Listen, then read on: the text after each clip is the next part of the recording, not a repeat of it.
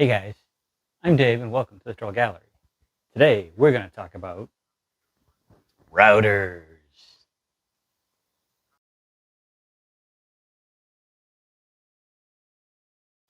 Routers come with an array of features, and we're going to talk about a lot of those features in this video. What I'm not going to talk about is which brand is best, which router is one you should go buy, but basically give you all the pointers to figure out which router might be the best one for you. When I closed my shop several years ago, I sold off a few of my routers. But looking at the table, I realized that I'm back to owning 5 routers.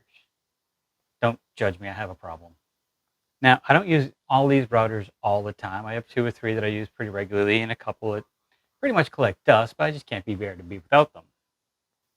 Some of the things we're going to talk about today are the size of the motor, single speed versus variable speed, the body style or fixed base versus plunge base, some of the standard accessories, and collet sizes, bit sizes, and things like that. With that said, let's just jump right in. I think a good place to start might be motor size. And routers are generally listed in horsepower. But horsepower with electronic motors can be kind of iffy as what's real and what isn't, what's just kind of a math thing. But with that said, they range from the small palm routers, which tend to be around the 3/4 to 1 horse range, up to the larger, which are 3 1/4, 3.5 horsepower. And in between is kind of the 2 1/4 horsepower versions. Why is this important? Well, as the motor gets larger, it gives you the ability to spin larger bits, work longer, maybe even take slightly heavier passes. But the other side of it is, and this is something I didn't notice until I got a palm router, is the larger routers tend to dissipate heat more efficiently. And I don't know why that is. But I've done a little research, and a lot of people have the same problem I do, and that's that their palm router with its small motor does tend to heat up a lot. I do reach for this guy all the time, but with that said, it does get very warm, almost hot to the touch. So I do have to be careful as to how much I'm pushing that. Now, while we're talking about motors, let's talk about single speed versus variable speed. And what's the difference?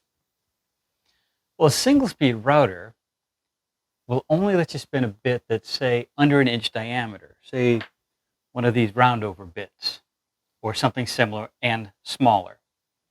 As the bits get larger, they need to be slowed down to be used safely.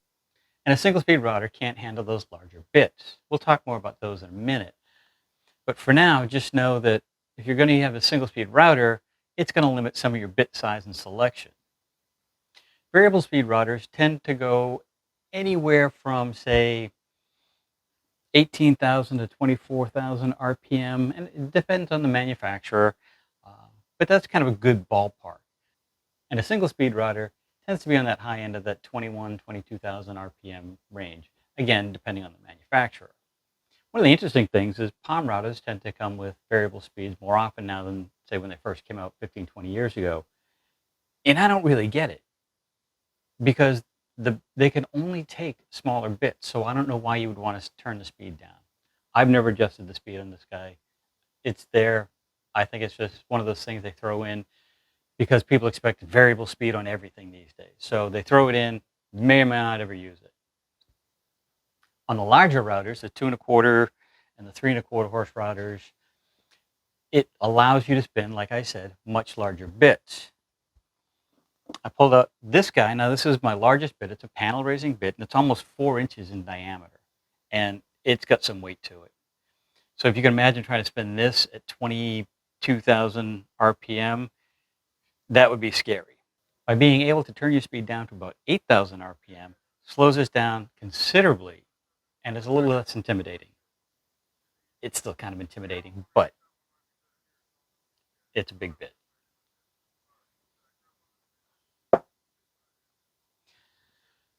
The next thing I want to talk about is, so we've decided what, we've got motor sizes, we've got motor speeds. The other thing to look at is collet sizes. And smaller routers or older routers could come with just a single collet. And now a collet is this tapered cone nut-shaped device that holds the bit into your router. And every manufacturer I've seen has a different collet. The sizes are the same, it's just the threads are a little different. So, for example, a Porta-Cable collet would not fit a Makita router. Here in the States, the two most common sizes are 1/4 inch and 1/2 inch. And this will accommodate the vast majority of the bits that are available. There are other sizes out there. I've seen 3/8 and a few others, but these are the two that you'll see most often. Outside the States, anywhere where they're using the metric system, I believe it's 6mm and 12mm. And again, there are other sizes available, but those are the two most common.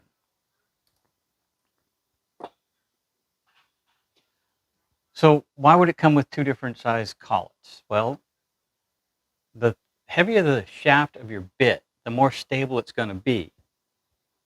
So I showed you this roundover bit earlier, and it's a 1/4 inch shank. And this will be great for doing a lot of the light trim, but if it's something you're going to use all the time and you can find the same profile with a 1/2 inch shank, spend the extra couple of bucks and get the 1/2 inch shank. So why would you want the same profile but in a thicker shank? I think the thicker shank provides less vibration, a smoother cut, adds stability to the bit, and it's going to make it last a little bit longer. Now, the other thing with the larger shaft is the bigger the bit is, the more material you need in the router to hold it.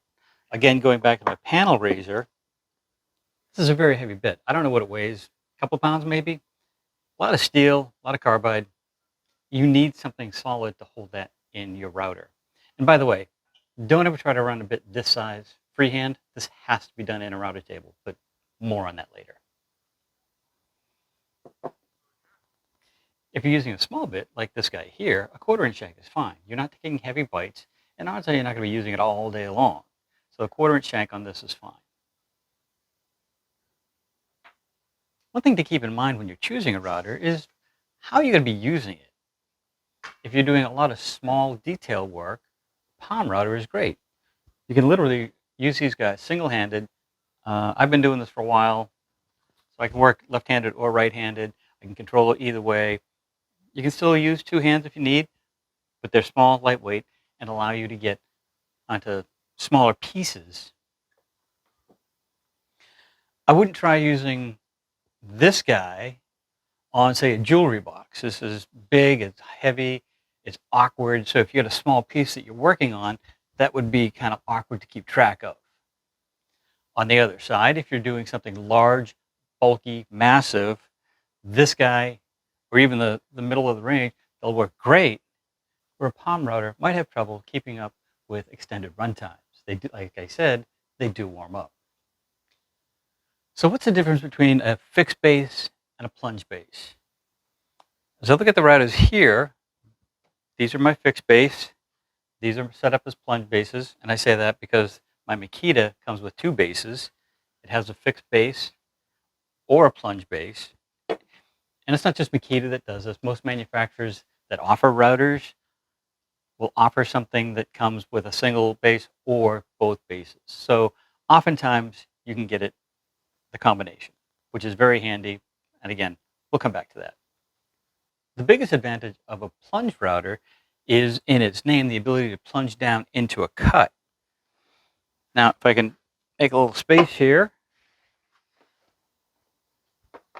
they all work a little differently, but essentially there's some kind of a locking lever that you release, and now you can plunge down into your cut with the bit spinning. And then you can plunge up to clear out. The nice thing is when using jigs and stuff, you can set everything up and drop your bit straight in and not have to worry about, am I going to like do something weird with the bit on the way in? Because when you try to do a plunge cut with a fixed base router, you literally have to start your router and then just kind of roll the bit in. And even then, depending on the cutter you're using, you may have to kind of go back and forth a little until you get to your depth. So there's always that chance where you're going to hit the side of your jig with the bit, mess up your jig, probably mess up your cut. So it's one of the limitations of a fixed base. One of the advantages of a fixed base, and this just may be my prejudice or goofiness, but after you set your bit height, you lock it in, and this is a really strong holding position. I've never had one of these slip, even using them in router tables, using it by hand. I've never had this mechanism slip. With a plunge base, when you get to your position, if you're not paying attention, you can just let go of the locking mechanism, and that seems to hold it. But after time, that can actually vibrate loose. So you need to kind of actually, especially like on the Makitas, get this extra lever where I can push over some more. So what will happen is that as you're routing, if that's not locked fully, the router will start to creep up, or worse, creep down. It doesn't happen very often, but it could happen. And what happens at the end of your pass, you're like, great, finish that cut, and you look down, and it's a 1/4 inch deep on this side, literally 1/8 of an inch deep on that side, because that router motor has crept up in the body. So kind of it's not a downside. You just have to make sure you get that locked in place. The DeWalt, now this is an older version, slightly different plunges. And then you have a locking mechanism on this side where you just kind of crank it down. Again, if you don't get enough pressure on that, it's going to be a problem. So before we move on to some accessories, let's think about how we're going to use our routers. Again, we're going to use it by hand all the time. We're going to use it in the router table. We're going to do some of both. Again, there's pros and cons of which routers you would use in either. Now, working by hand, again, as I mentioned, either one of these work well. It just depends on, if you're using jigs or if you're just doing edge treatments. So either one could work well there. But if you're going to use a router table, fixed base routers work better. If you have a router lift, which are really cool, but also kind of pricey, those tend to be designed for a fixed base. Essentially, there's a mechanism that holds your router body. You can adjust the bit height from above the table or sometimes off to the side. It comes up and down, and you can make these incredibly precise adjustments. If you're like me, and I've been using router tables for over 30 years, but I've always had a router plate and not a router lift. And if you look at my Triton over here, I just keep it set on a router plate. Now I can drop this into my table anytime. I can use it freehand. I don't very often, but I could use it freehand still with this plate on. This is set up to work on my router table.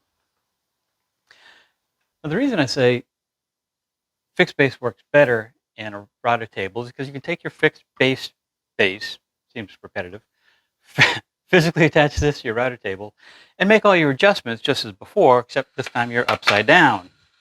So you make your adjustment, bring your bit to where your height that you want it, and lock it in place. I've tried it with plunge-based routers before, and the problem is plunge-based routers have this return spring built into them. So as you're making your height adjustments, you're fighting the spring. So you want to go up a little, and all of a sudden it just plunges in the opposite direction. It's fighting that spring. So as a rule, plunge-based routers do not work well in router tables. Except one of the selling points on the Triton is not only is the spring removable,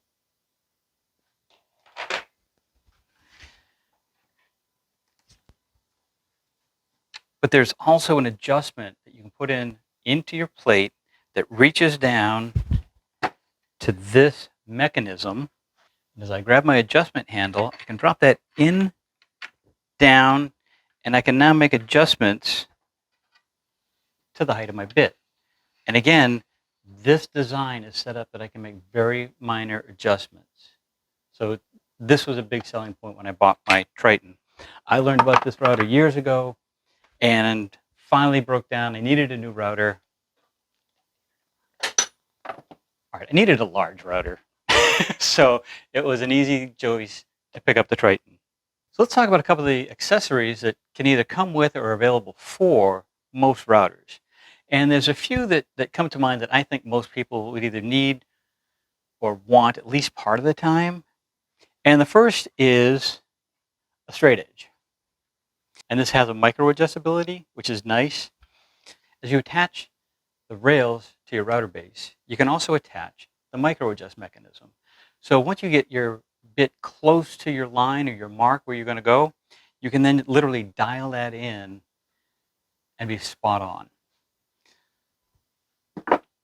Most of the edge guides look a little bit more like this, where it's just the two steel rails and the fence. Now on mine, I've added a kind of a sacrificial fence. This fence, you can see it from this side, only provides a very small bearing space. So by adding a sacrificial fence here, it gives me more space along the edge when I'm working. This is more like a standard fence that's going to come with most routers. They're not great, but with a little practice, you get pretty good with them. Another thing that a lot of people find very helpful with routers is dust collection. On my Triton, there's a port built right into the base, and that's pretty well surrounded with plastic. So a shop vac hose on the end here does a really good job of cleaning up the chips and stuff that fly off. Other routers may come with a connection like this that you can pop on and off your base and just attach your shop vac hose here. Normally when I'm using my routers by hand, I personally don't use dust collection. I've been surrounded by dust for my whole life. I'm not freaking out about it. What I find is when I've got a hose and the power cord to deal with, it's just extra stuff to get snagged on when I'm working. So I learned to just make a mess and clean it up as I go. But that's just me. If you've seen any of my videos where I'm at the router table, I have a small fence with no dust collection. And again, 90% of the time, it's not an issue for two reasons. One, my router table lives outside. And two, I don't use a lot of large bits. If you watch my panel raising video, several people have commented on, I need dust collection because this guy throws off some chips. But generally speaking, it's quick, small passes, doesn't raise a big mess. When the shop moves into its new location, soon, he says, hopefully, we're going to rebuild the router table, bigger fence, and there will be dust collection. I do like dust collection on a router table because then you're not dealing with the hose. It's from the back of the fence, it's out of the way, and it does help. And it saves on cleanup time. One of the other things I want to talk about are template guides. Now, template guides tend to look like this. There is the guide itself and a nut. And years ago, Porta-Cable was the king of routers. They turned out some great pieces. They kind of set the standard of what routers should be. So a lot of manufacturers accepted Porta-Cable's base designs. This is a Makita base, and the Porta-Cable template fits right in. And then you can just drop the nut in the bottom and secure it together. Why would you use a template guide? These are great when you've got certain jigs where you're going to use a bit that doesn't have a bearing on it, and you need something to run against the jig because you can't always run off the base of your router. Sometimes you just want to be able to set it off something else. So these come in a variety of sizes with interior and exterior diameters clearly labeled, so you know you can do the math for your bit to figure out which is the right size and how to adapt your jig. Sounds confusing, but the more you play with it, the more it makes sense. Unfortunately, not all manufacturers accept the Porta-Cable template guides. Some vendors have a plate that can be added on, like here on my DeWalt, and others have proprietary plates and template guides that will only fit their routers, and their template guides have to work together. And still some routers aren't going to accept them at all. And it's not a huge thing. We're woodworkers, we can figure our way around things. But being able to put a template guide on your router can sometimes make working with jigs a little bit easier.